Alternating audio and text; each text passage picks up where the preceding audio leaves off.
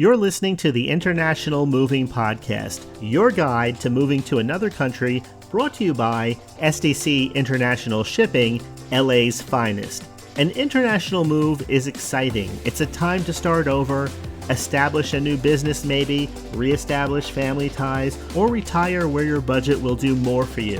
Please enjoy today's episode, and if you have any questions about your international move, give us a call at 888-779-3962. That's 888-779-3962.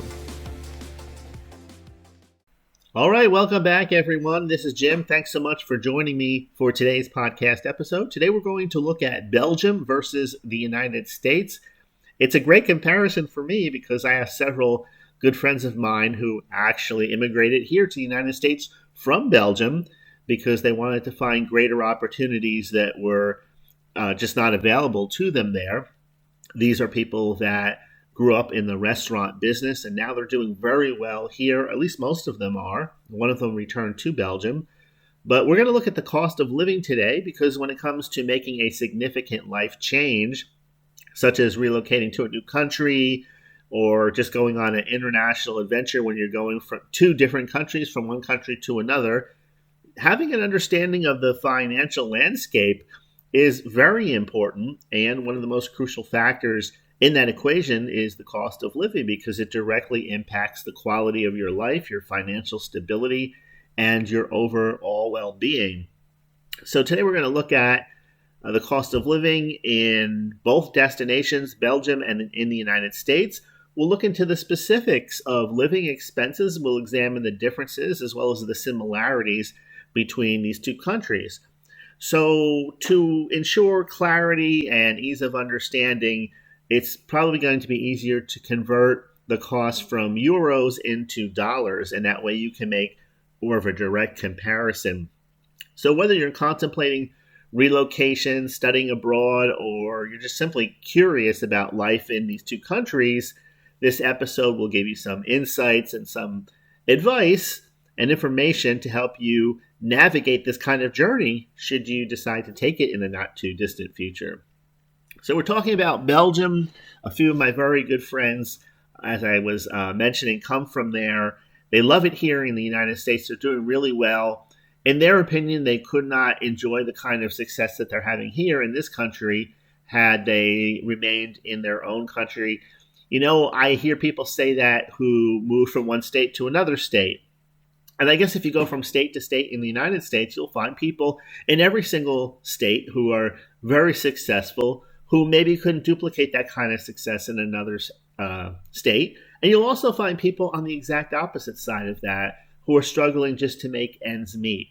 And so every situation it really does come down to the individual or the individuals, sometimes even the family, their unique skills, their backgrounds, what they bring to the table.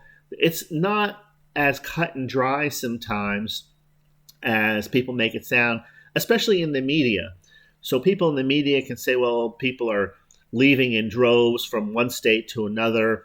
But yet when you go to those states that supposedly everyone is leaving, I remember when I left New Jersey back in the day, there was a bumper sticker that was very popular at the time because of the high taxes.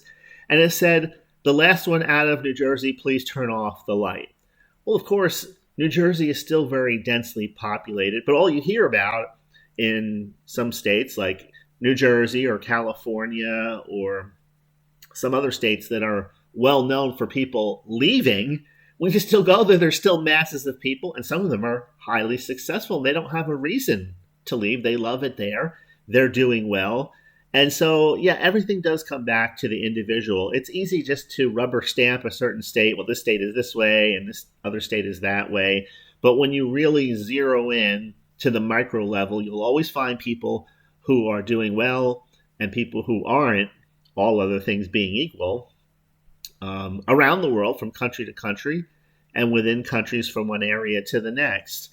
So let's talk about housing. When it comes to the cost of living, I think housing is one of those fundamental considerations that's going to impact your budget. So maybe you prefer a city type of living situation. You like the hustle and bustle. You like that kind of lifestyle. I know people in my own family who prefer living in the city. And there's also the other side of the scale where other people prefer the suburbs. And whether you're talking about Belgium or the United States, both of them have unique housing options within cities and within suburbs. So if we look at the cost of housing in Belgium, so you can look at at Belgium's housing market. It has a combination of historical charm, Belgium, of course, very old country, and modern convenience. The cost of housing can vary dramatically depending on your choice of location.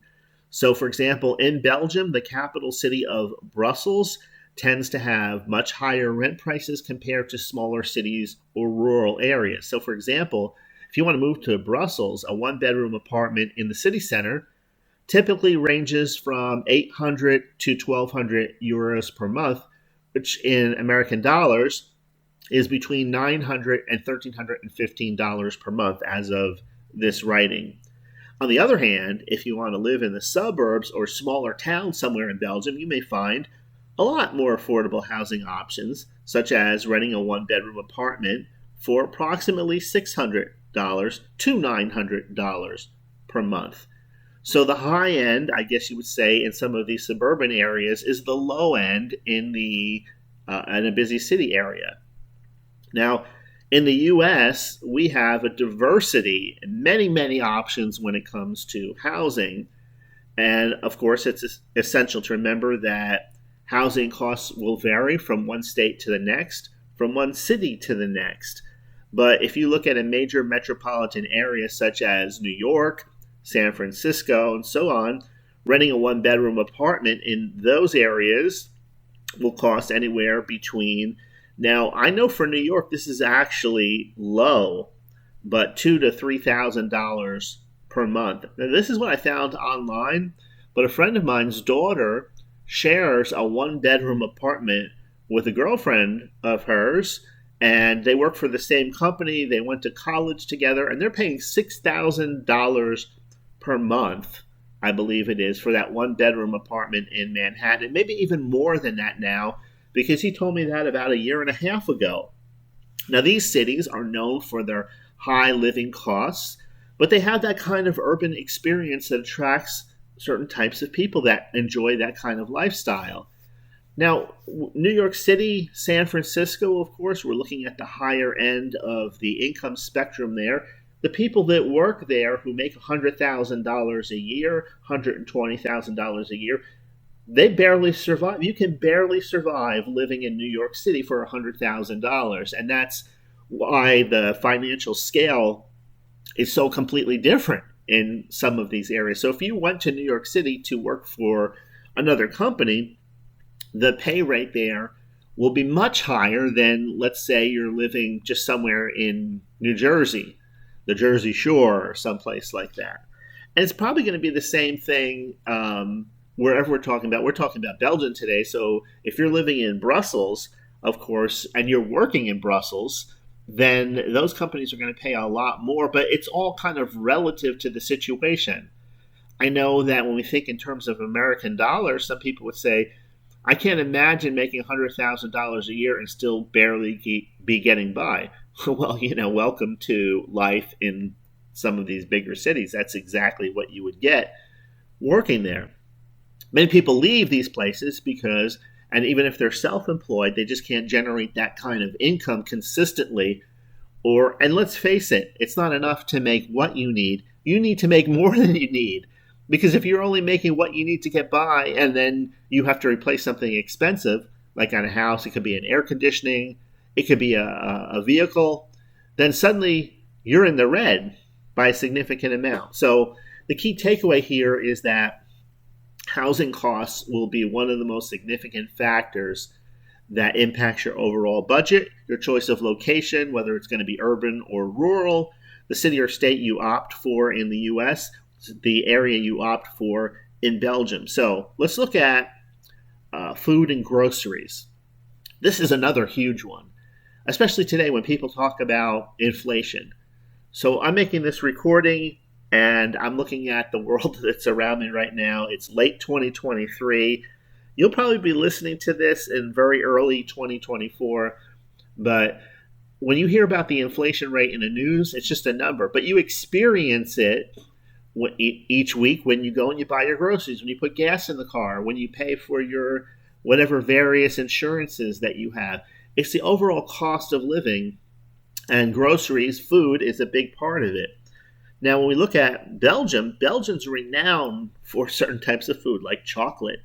It has a rich history around food and dining, and it's funny, just thinking about this because my friends tried to start a restaurant there and struggled to do so. Costs were one of the factors, but when they brought their European Belgian cuisine here to the United States, it took off and their restaurant became super popular almost overnight. And so Americans do value good cuisine. But on average, let's talk about just going out and buying groceries. A family of four in Belgium can expect to spend between $480 to $720 per month on groceries. Keep in mind, food prices, of course, vary based on your dietary preferences. So 480 would definitely be on the low end of the scale, whereas 720, and I know I'm thinking in terms of American dollars, that seems more likely to me, especially for a family of four. Dining out in Belgium, $45 at the average mid-range restaurant is the typical price you would find, a meal for one person. That's quite expensive. Matter of fact, I'm going out for dinner tonight, and we're going to a higher-end restaurant, and I'm expecting that by the end of the night, now we're talking about dinner, of course, we're talking probably about more than just the main course. Maybe we're talking about an appetizer, a drink, and so on. So I can see $45. For myself, I think $35 in my area is more like it, a typical mid-range restaurant. But understanding the cost of food and groceries in Belgium, that's going to help you plan your budget more accurately, of course. So you're looking at, again, average family of four, low end 480, higher end 720 for groceries for the month, and dining out, typical mid-range, about $45 per individual. Food and groceries in the U.S., I was interested to find out what a family of four spends today on groceries here in the United States. The average amount is between $600 and $960. $960 seems a lot more plausible to me than $600, but that's just me. And again, this depends on your location. I guess if you're living in Missouri or Mississippi in a rural area, the expenses will be a lot lower, and grocery prices do vary widely from state to state. When it comes to dining out here in the United States, fast food chains offer meals for as low as $6 per person. In my area, it's more like $7 to $9 right now, where more of an upscale restaurant may cost around, let's say, $60 per person. And of course, if you drink, have desserts, you can easily exceed that. So as you assess the expenses related to food and groceries, keep in mind that your choices of where you're going to eat, what you're going to eat, will significantly impact the overall cost of living for you, both in Belgium and here in the United States. Whether you prefer indulging and going out to eat or buying specific foods because you like to cook at home, or you can get by with having simple meals, maybe 50%, 60% of the time, and maybe something a little more special the rest of the time. I guess it really comes down to what you're used to and what your preferences are. I'm sure maybe you've been through a time in your life where you went out to eat more than anything else, and then what do you discover? If you go out to eat time after time after time, then sometimes just staying home for the night and having something very simple is like a breath of fresh air. And the reverse, if you're always cooking, always staying at home, going out and having a meal prepared for you, sitting down, having someone bring it, take it away, clean everything up, is like a breath of fresh air. But we're talking about food now. Let's move on to transportation. Transportation is another big deal.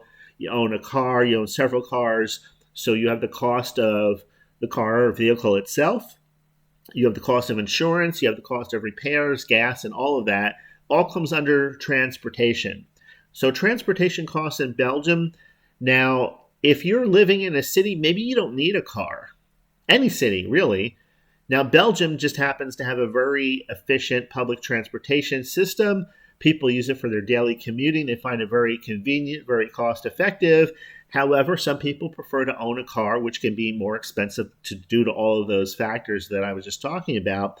But in Brussels, a monthly transport pass for public transportation will cost about $55 a month. If you have a car here in the United States, depending on what type of car that you have, then you think about your transportation costs being more in terms of gas. $55 a month if you're driving a lot. I guess it depends on what you own, but if you think about it, that $55 allows you in Brussels to access buses, trams, and the metro. So it is probably more affordable to do it that way than have a vehicle. But if you prefer having your own car, then you have to think about the fuel prices. Now, in Belgium, fuel prices tend to be higher, with gasoline priced at approximately $6.50 per gallon. I believe gas prices in the United States, as high as they are today, and we talk about approximate, you know as well as I do that even within the same town, gas prices can vary. Usually people find a gas station that happens to have the lowest prices in their area that's closest to them, or they frequent that gas station. I know I'm in the habit of doing that. Every once in a while, I'll go to another gas station because I'll, be in need of putting some gas in the car, and I'll experience a little bit of sticker shock that the same town has such a variance in differences based on the location of the gas station. But if you look at that in terms of costs in Belgium, then you got to put on top of that car insurance, registration fees, repairs, and so all of that does add up. Now, transportation here in the United States, comparing it, again, major cities, you have public transportation networks. Owning a car, of course, is also very common for a lot of people. But in a major city like New York, for a monthly pass for public transportation, the cost can range between $80 and $120. And this pass typically covers buses and subways, and it's a practical choice for a lot of people living in the city. Owning a car, of course, in the United States, if you're here in the U.S. listening to this, you know that gas prices, again, can fluctuate greatly. But right now, I would say they're hovering at around $4 per gallon. Additionally, car insurance, registration fees, maintenance expenses, they're all have to be eventually added in your budget if you're going to drive a car. All right, let's move on from that and talk about education. If you want to pursue an education abroad, then we can look at the education costs both in Belgium and here in the United States. Belgium offers a very high standard of education. They have a diverse range of institutions to choose from. Public schools are generally tuition free, and so they're an attractive option for residents as well as international students. However, private and international schools do come at a cost. Public schools in Belgium typically do not charge tuition fees, and so the education is accessible for all the residents, including international students. And this is very appealing if you have a family and you're looking for quality education without the burden that comes with tuition costs. But if you opt for a private or an international school in Belgium, tuition fees can vary widely. Depending on the school and the level of education, you can expect to pay anywhere from $2,000 to $10,000 per year. So understanding the educational landscape in Belgium is also going to be essential to your plan if academics is going to be figured into your budget. Education costs here in the United States, public universities in the United States usually offer lower tuition fees for in-state residents. On average, right now, as of this recording, fees for international students range from approximately $20,000 to $40,000. Private institutions have higher tuition costs. Annual fees range from $30,000 to $50,000 and higher. And you really elite universities, they have even higher tuition fees. This is a problem here in the United States. People have been talking about this for years. People are graduating with degrees, they can't get a job, and it takes them decades to pay off their college loans. So as you plan for an education in the United States, it's very important to research and compare tuition fees and consider the possibility of hopefully a scholarship or financial aid or some type of opportunity like that to help offset the high cost of education. Okay, let's talk about healthcare. Healthcare is another essential component in the cost of living equation, and it's important to consider things like the quality of healthcare services, insurance costs, potential out-of-pocket expenses when planning life in another country. So let's look into the healthcare systems of both Belgium and the United States.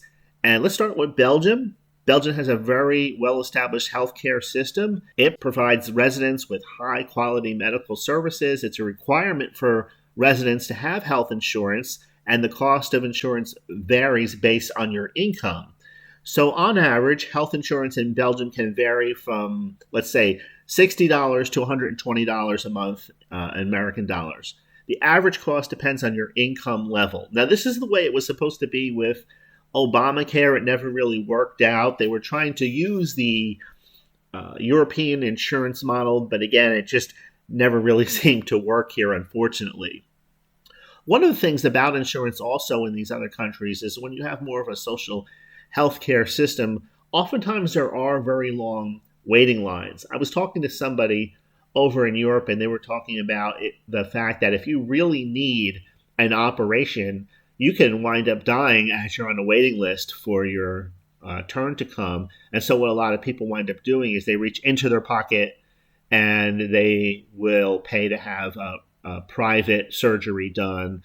I'm not sure if I'm using the right terminology or not, but the idea here is that there is the system, and then there is what you're willing to pay for to go around the system and get what you need faster.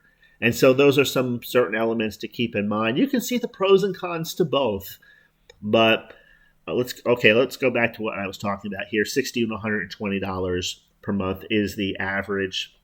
The quality of healthcare services in Belgium are considered to be high, and they have a network of well-equipped hospitals, medical professionals, and accessibility to medical care is considered to be one of Belgium's strengths, with a focus on preventative and primary care. So some of the things in this system are starting to show up here in the United States in the form of HMOs and a few other things. If we look at healthcare costs in the United States, health insurance premiums range from, on average, $300 to $500 per month. Now, if you're outside of that average on the high end, then, of course, it's possible. Again, I'm just talking about averages now, but costs may be significantly higher or lower based on your individual circumstances. Also, there are employer-sponsored plans that will often provide more affordable options. Out-of-pocket expenses, including things like deductibles, co-payments, prescription costs, all of those things can add up. So it's essential to budget for potential medical expenses.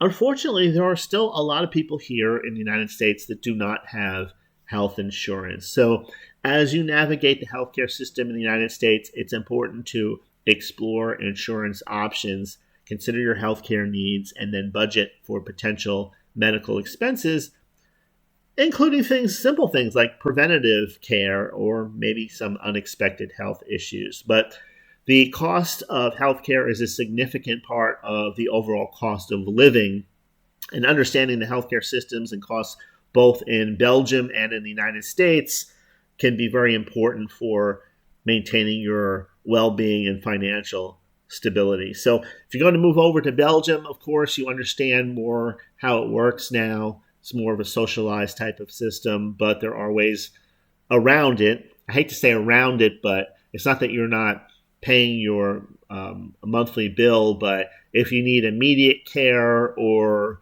you want to get some type of procedure done sooner rather than later, then just like anywhere else, the people that this is available to are reaching into their pockets and paying out of pocket to make that possible.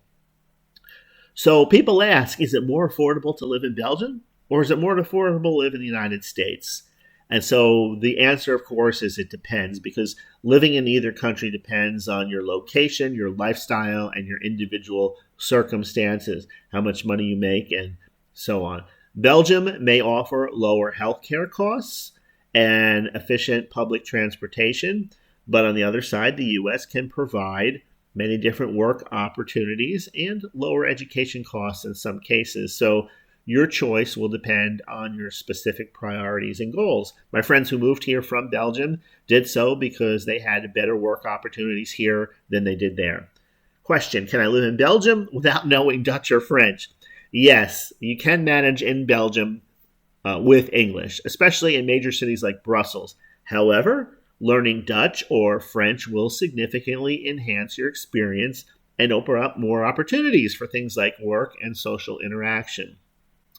What is the average salary in Belgium and in the U.S.? When I first saw this question asked, I thought, this is such a wide range question. I understand why people ask questions like this, but sometimes it's a little more accurate as far as the answer you're looking for when you talk about a specific industry. Like, how much does a person who does this for a living make in Belgium versus the United States?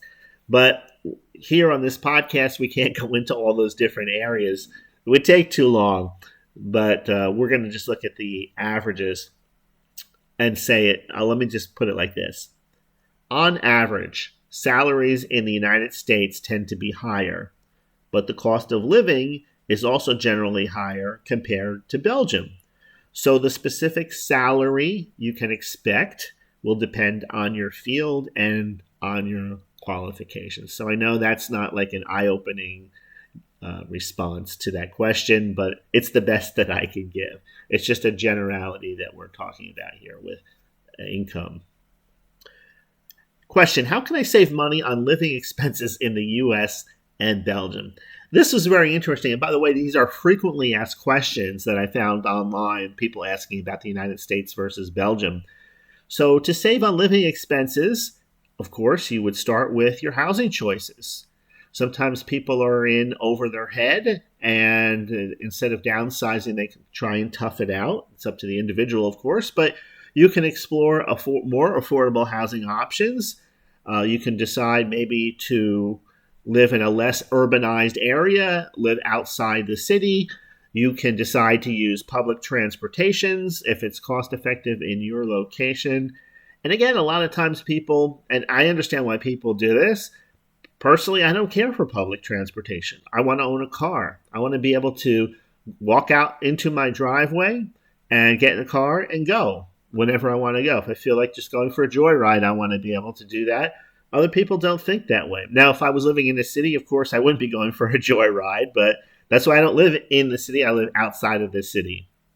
So you can create a budget that accounts for all of your expenses. You can look for part-time work. You can look for scholarships to help cover educational costs. And you can do this whether you're living in the United States or whether you're living in Belgium. But if you're already here and you're looking to make the move over to Belgium, then I think that overall, you're going to look at a slightly lower cost of living. Again, we're speaking in generalities here, not specific use case situations. So to wrap it up, what's my final take on Belgium? Well, to me, Belgium would be more about enjoying the cultural experience than it would be seeking a lower cost of living. I would enjoy immersing myself in the country's food, culture, history, and its people. If I were in my 20s and had some money in the bank, I might consider a temporary relocation there as well, especially if I was traveling with some friends. Although the cost of living may be a little bit lower there, I don't see it as being the primary factor when considering the other options. Now, if I were retired, the appeal would probably be much greater. Okay, let's go ahead and wrap up this week's episode. I hope you enjoyed it. If so, please go ahead, share the episode or podcast with a friend, share it on social media, email the link to a friend, whatever works for you. And as always, it was great spending some time with you today, sharing this information about international moving and relocation. If you haven't been to our website yet, go ahead and check it out. You can find it at www.sdcinternationalshipping.com.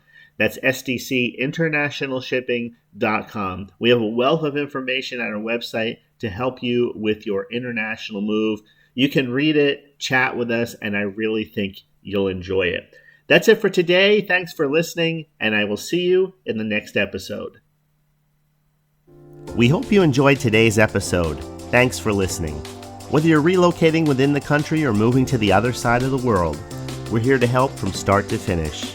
Connect with us today at 888-779-3962. That's 888-779-3962.